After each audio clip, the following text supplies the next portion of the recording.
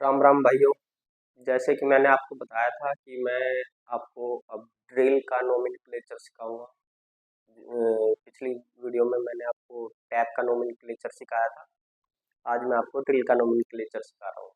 और इसके बाद जो है मैं आपको टाइप ऑफ ड्रिल, मतलब ड्रिल कितने प्रकार की होती है वो सिखाऊंगा। लेकिन उससे पहले आज हम सीख लेते हैं ड्रिल का नोमेनक्लेचर। ठीक है, तो ड्रिल का नोमेनक्लेचर में बहुत सी चीज़ें होती हैं।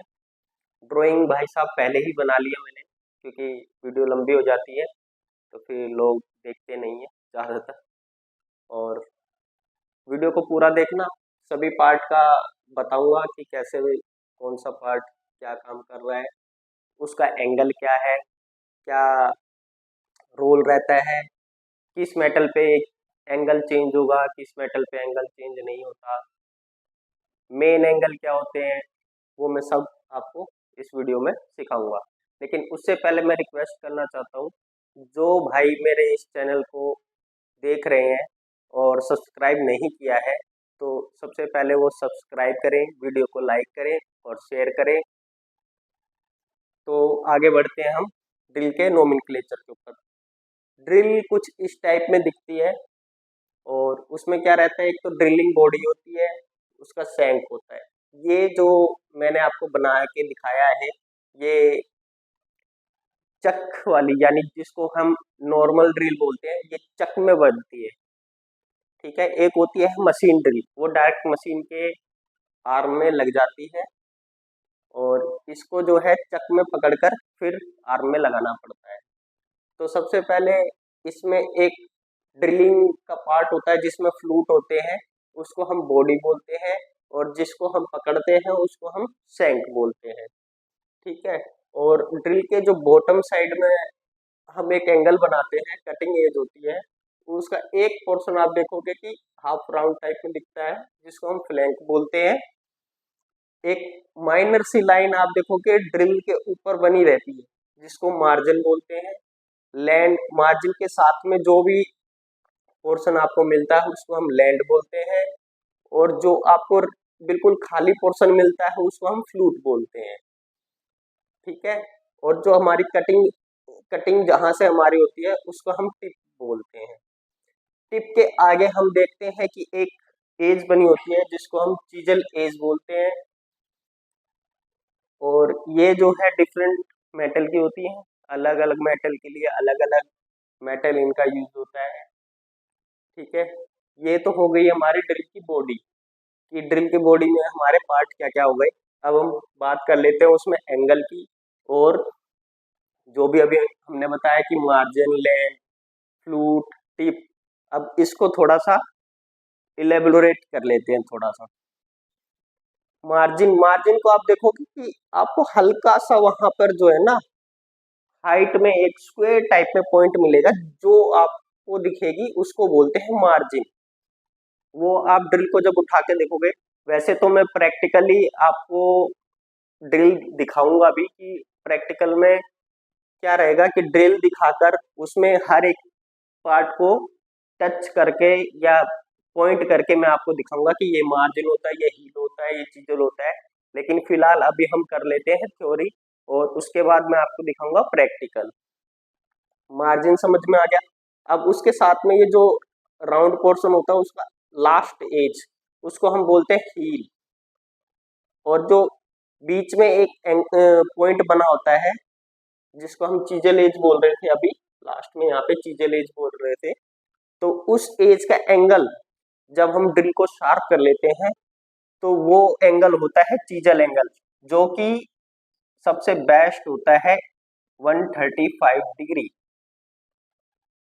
अगर आपका चीजल एंगल 135 डिग्री आ रहा है तो वो आपका सबसे बेस्ट वर्क करेगा ड्रिल। ठीक है, लैंड में बता था कि जो राउंड पोर्शन और प्लस मार्जिन है, इन सबको मिलाकर हम बोलते हैं लैंड। ठीक है, और जो हमारा ये बॉडी है, बॉडी का जो डाया रहता है उसको हम बोलते हैं बॉडी डाया। लिप एंगल जो हमारा टोटल शार्प करने के बाद एक एंगल बन रहा है वी टाइप का, तो हम उसको बोलते हैं लिप एंगल। और ये ड्रिल का नॉर्मल जो रहता है वो होता है 118 डिग्री। 118 डिग्री अगर आपने इसको शार्प किया है तो ये आपके लिए बहुत ही बढ़िया वर्क करेगी।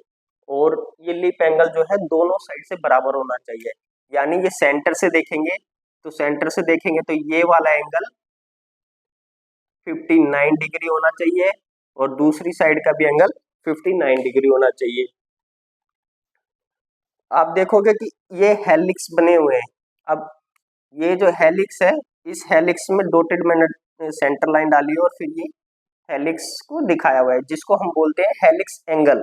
ये एंगल जो है अलग अलग टाइप में रहते हैं। ये बेसिकली 20 से 40 डिग्री तक आपको मिल जाते हैं। वो हर ड्रिल में वर्किंग के हिसाब से इसको अलग अलग जो है सेट किया जाता है। और ये आपको मिलेगा 20 डिग्री से लेकर 40 डिग्री तक। बाकी जो हमारी वी की फेस को बनने में जो बनता है उसको हम बोलते हैं लिप लेंथ। वो लिप लेंथ होती है।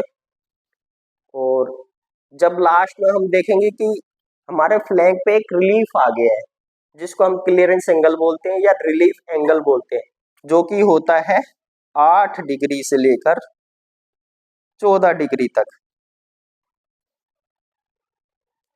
ये भी डिपेंड करता है कि हम किस मेटल पे वर्क कर रहे हैं और किस मटेरियल की ड्रिल से वर्क कर रहे हैं, तो ये भी जो है वेरी करता रहता है।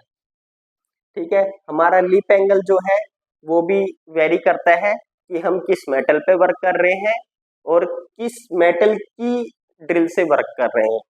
जैसे कि अभी हम नॉर्मल ड्रिल की बात कर रहे हैं तो नॉर्मल ड्रिल में हमारा 118 डिग्री रहता है। अगर हम हार्ड मेटल पर ड्रिल यूज कर रहे हैं तो ये जो है इंक्रीज हो जाएगा 120, 125, 126, 130, 135। मतलब जितना हार्ड पीस होगा, हार्ड पीस के हिसाब से ये मेटल की बात कर रहा हूँ, हार्डनेस की बात नहीं कर रहा अभी मैं। मतलब एक तो होता है कि मेटल को ही हार्ड करा दिया हमने तो हमारी एचएसएस की ड्रिल काम नहीं करेगी, वहां हमें दूसरे मेटल की ड्रिल लेनी पड़ेगी।